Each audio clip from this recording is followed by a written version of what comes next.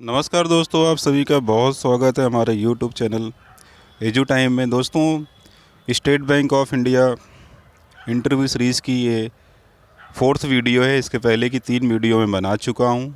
अगर आपने उन वीडियो को नहीं देखा है तो जा कर के सबसे पहले first, second and third class को ज़रूर देखें, ताकि बाकी की जो चीज़ें हैं वो आपको आसानी से समझ में आ जाएं।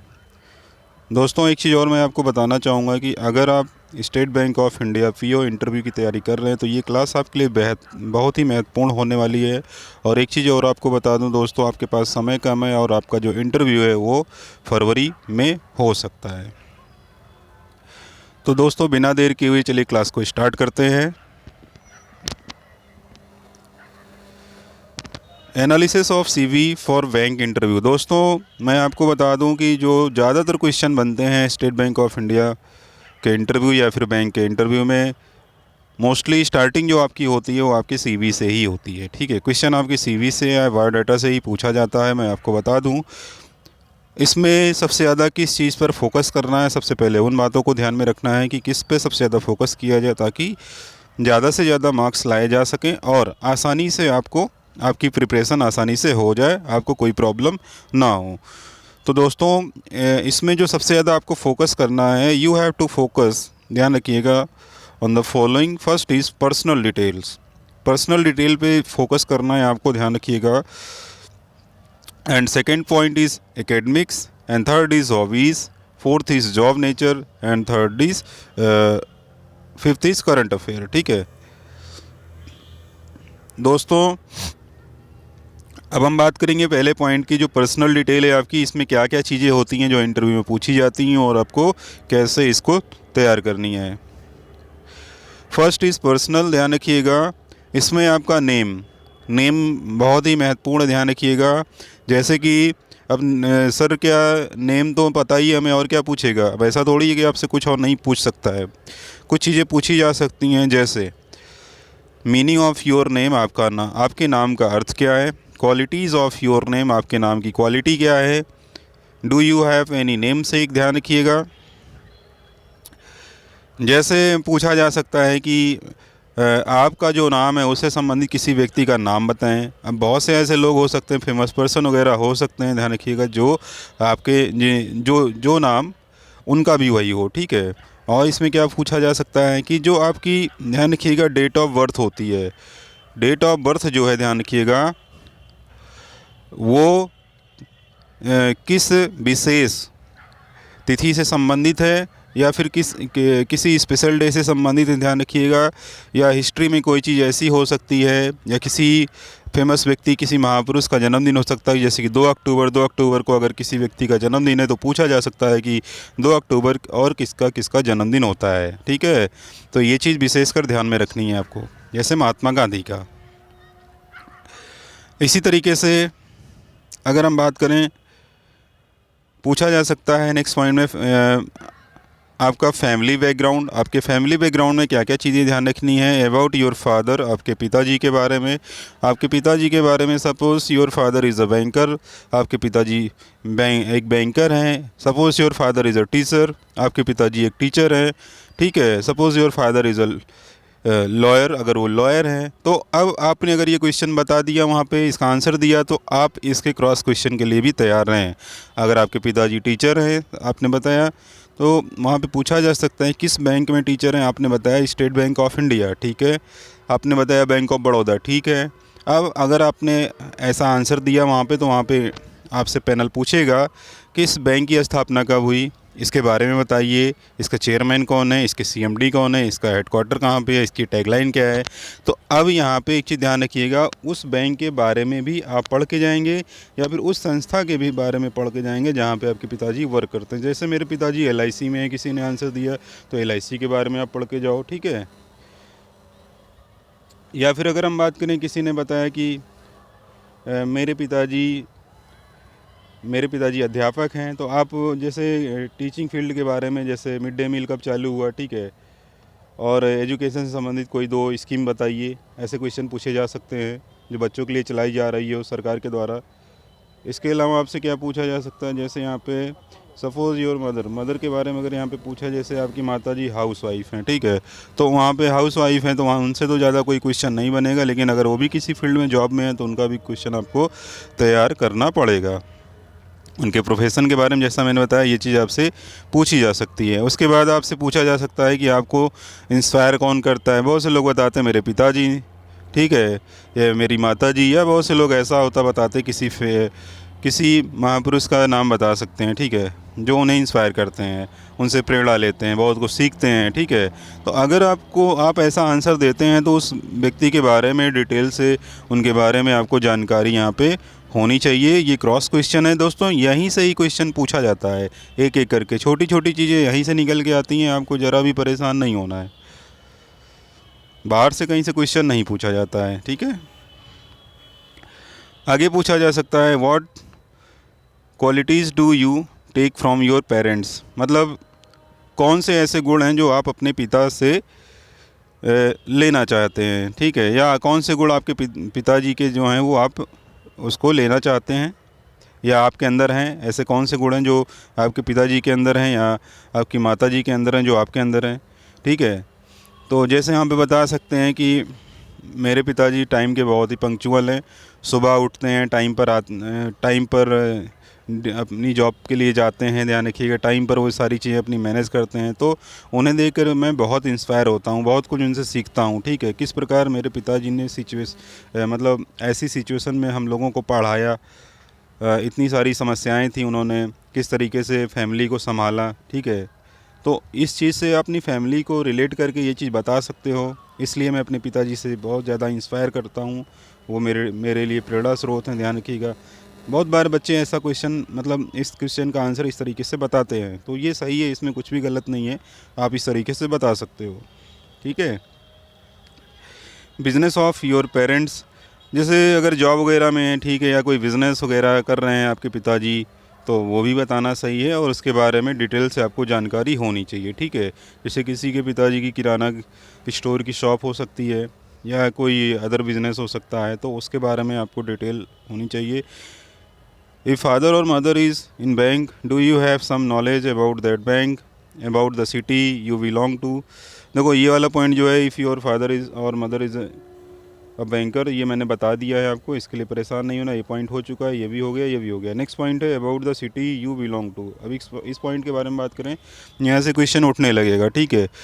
जैसे किसी बच्चे ने आंसर दिया, सर मैं कानपुर से बिलोंग करता हूँ, ठीक है, आप अपनी सिटी की हिस्ट्री बताइए, ठीक है, कानपुर की स्थापना कैसे हुई, इसका नाम कैसे कानपुर पड़ा, उसके बाद इसके फाउंडर कौन है, ठीक है।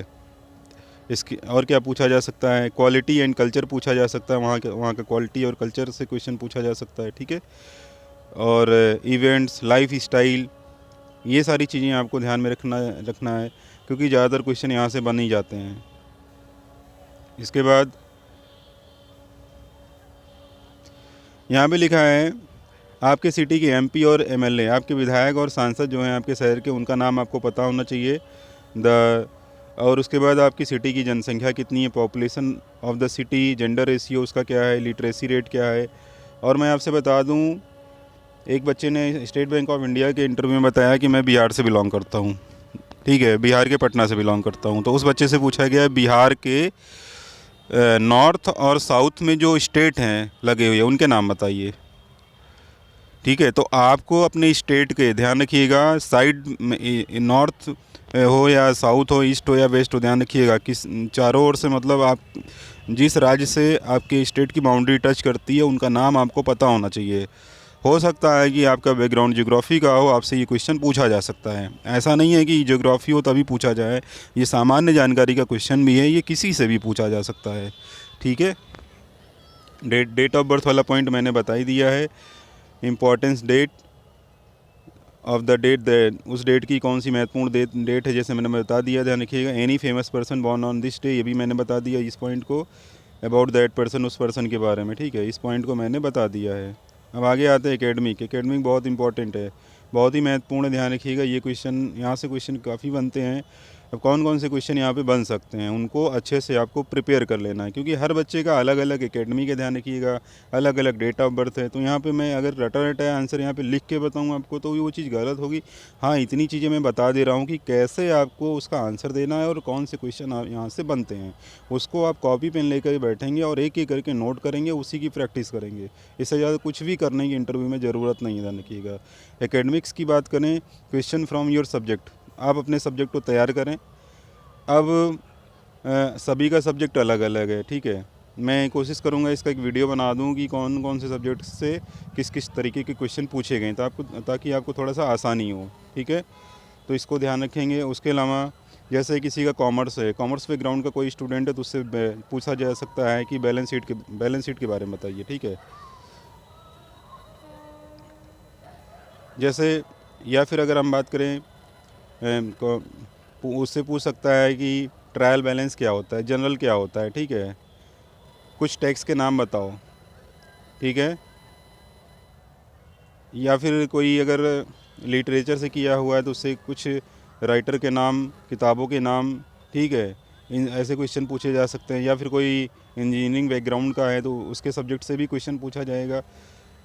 हिस्ट्री से है किसी का तो हिस्ट्री के क्वेश्चन पूछे जाएंगे। पॉलिटी से है तो पॉलिटी के क्वेश्चन पूछे जाएंगे। तो सब्जेक्ट आपको अच्छे से तैयार करके रखना है। Next point is if there is any gap why, अगर कोई गैप है आपका तो गैप क्यों है। तो यहाँ पे जेन्यून आंसर बताने की कोशिश करेंगे, ठीक है।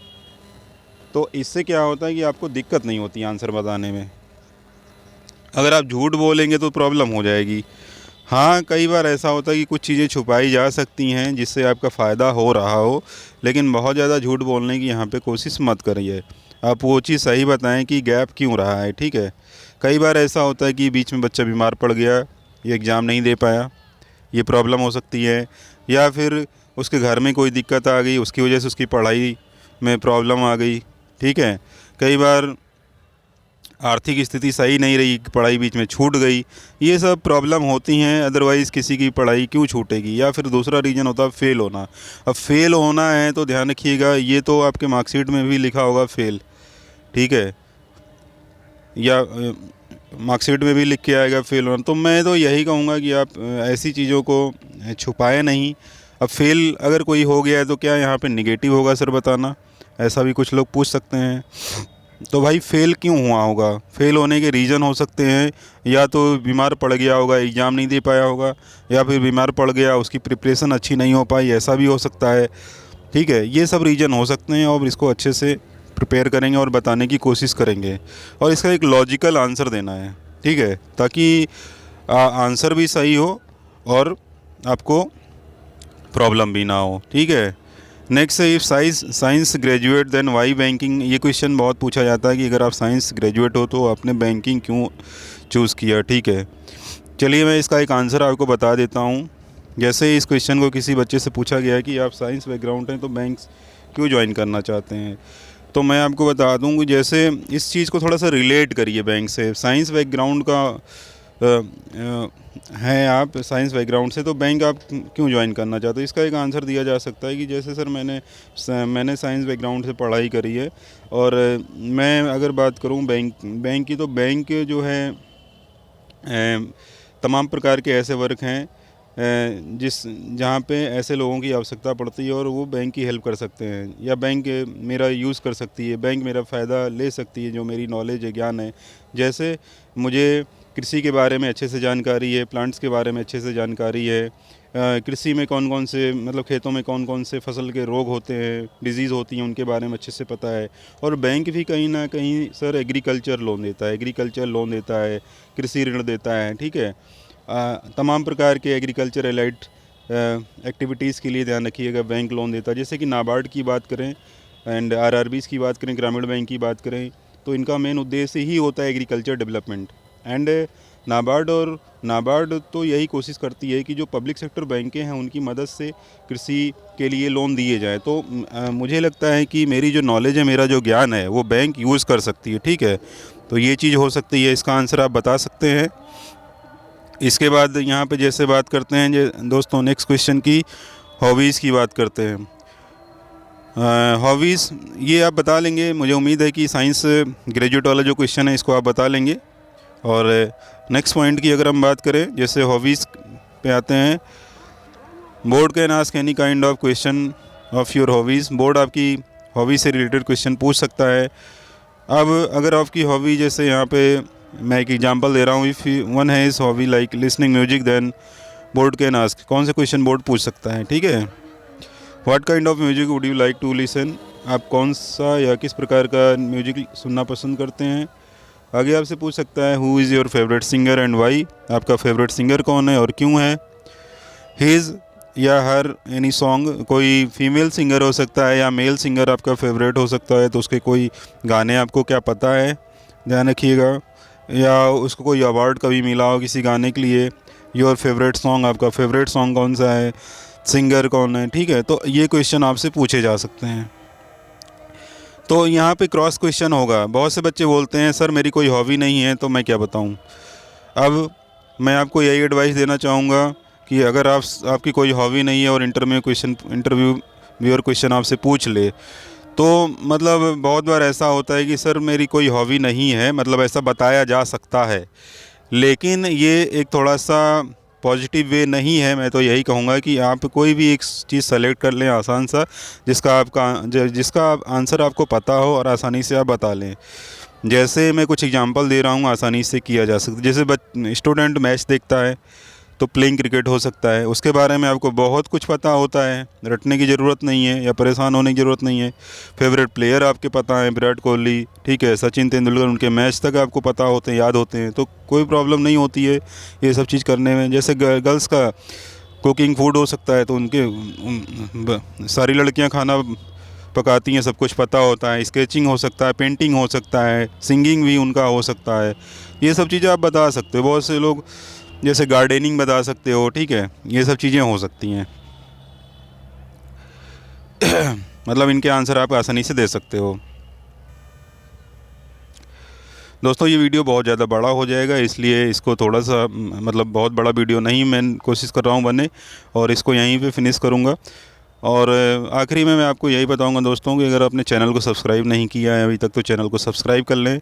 इस तरीके की छोटी छोटी जानकारी आपको यहाँ पे मिलेगी जो आपके इंटरव्यू में बहुत ज़्यादा हेल्प करेगी। Thank you.